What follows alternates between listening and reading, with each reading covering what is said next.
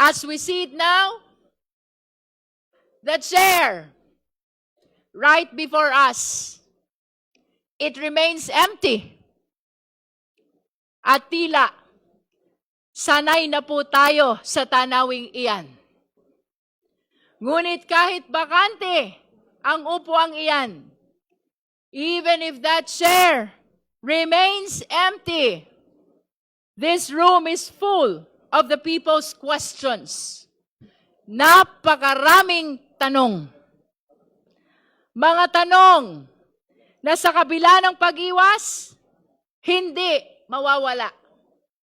Sa kabila ng pananahimik, hindi maglalaho.